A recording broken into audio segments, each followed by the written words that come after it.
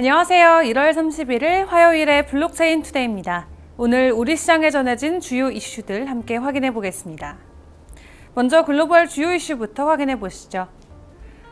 바이낸스가 인도 암호화폐 거래소 와지르엑스 소유권을 가지고 있지 않다고 주장하는 가운데 이와 관련 양측의 주장은 여전히 엇갈리고 있는 것으로 나타났습니다.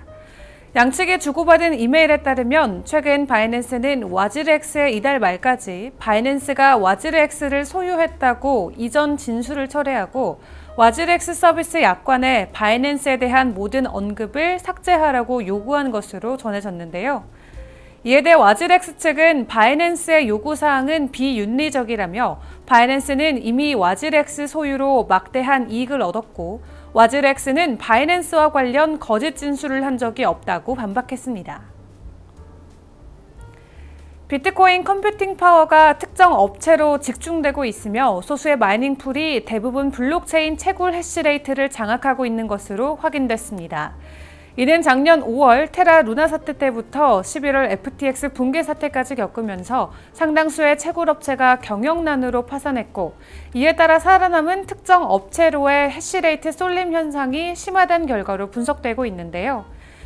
민플의 최신 데이터에 따르면 미국 마이닝풀을 대표하는 파운드리 USA와 중국 마이닝풀을 대표하는 엔트풀이 현재 비트코인 네트워크의 전체 해시레이트 50% 이상을 점유한 것으로 확인됐습니다. 다음으로 국내 주요 이슈 확인해 보겠습니다. 금융감독원이 지난해 유사수신 65건에 대해 수사를 의뢰한 것으로 나타났습니다. 금감원은 지난해 불법사 금융신고센터 등에 접수된 유사수신 신고, 제보 중 혐의가 구체적인 65건에 대해 수사를 의뢰했고 이는 전년 대비 6.6% 증가한 것으로 밝혀졌는데요. 주요 유사수신 유형을 살펴보면 주식이나 암호화폐 시장의 변동성 확대로 안전투자에 대한 관심이 증가한 점을 악용해 투자자 모집 시 금 같은 안전자산이나 고유가를 틈탄 원유 관련 상품 투자를 유도한 뒤 투자금을 들고 잠적하는 사례가 많았는데요. 금감원은 고수익 투자는 원금 손실 가능성도 매우 높다는 점을 명심하고 원금 보장과 함께 높은 수익률 보장을 약속하며 투자를 유도하는 경우 유사수신에 해당할 가능성이 높다는 사실을 유의해야 한다고 당부했습니다. 두나무의 자회사 람다 256이 아트테크 전문사 제이앤존의 아트 브랜드 아크피아와 파트너십을 체결했습니다. 람다 256은 이번 파트너십으로 글로벌 디지털 에셋 아트 시장을 선도할 것이라고 포부를 밝혔는데요.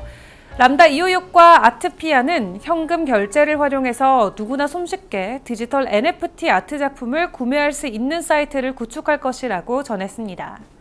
또한 람다 256의 블록체인 기술을 통해서 아크피아 내 디지털 및 실제 아트 작품 거래가 이루어질 때 작가와 구매자에게 마일리지를 제공하고 마일리지로 예술품이나 관련 상품 구매, 전시 관람 등의 실질적 혜택을 누릴 수 있는 아트코인 개발도 계획 중이라는 설명입니다.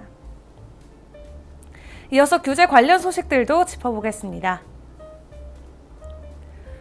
로이터 통신에 따르면 미국 연방준비제도 이사회가 공식 성명을 통해 암호화폐 취급은행 커스터디아의 연방준비제도 회원 가입 신청을 반려했습니다.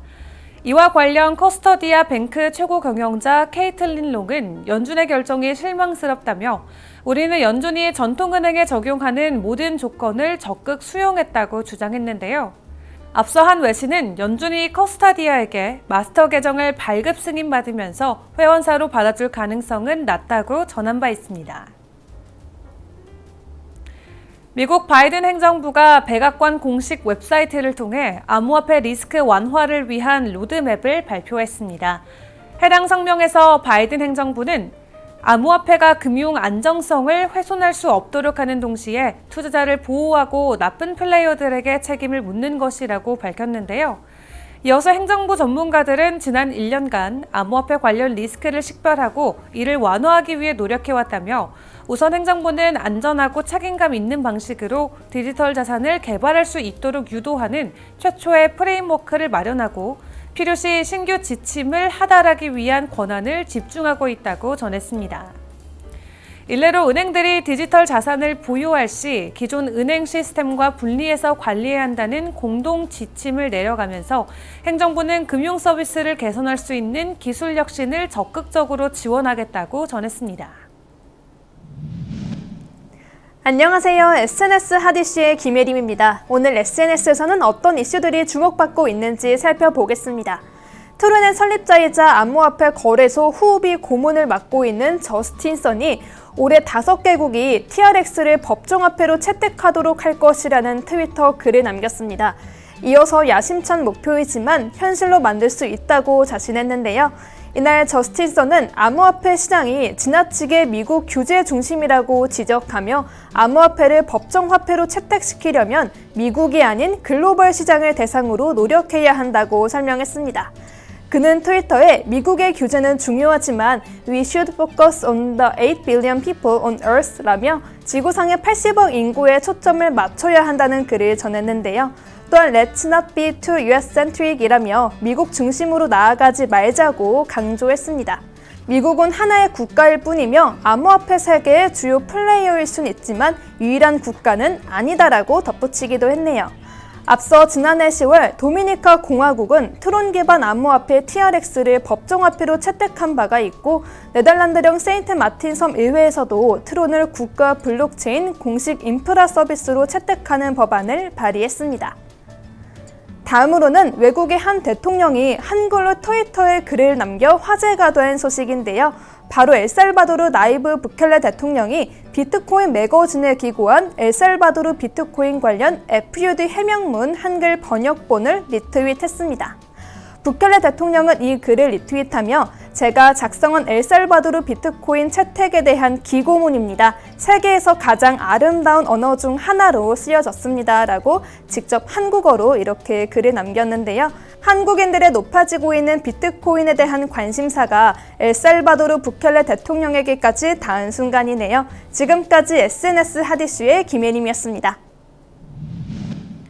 오늘 시장에 전해진 주요 소식 함께 확인해봤습니다. 코인 개별 이슈와 차트 분석은 정오에 방영된 블록체인 투데이 플러스에서 함께하겠습니다. 그럼 소통의 시간에 만나요.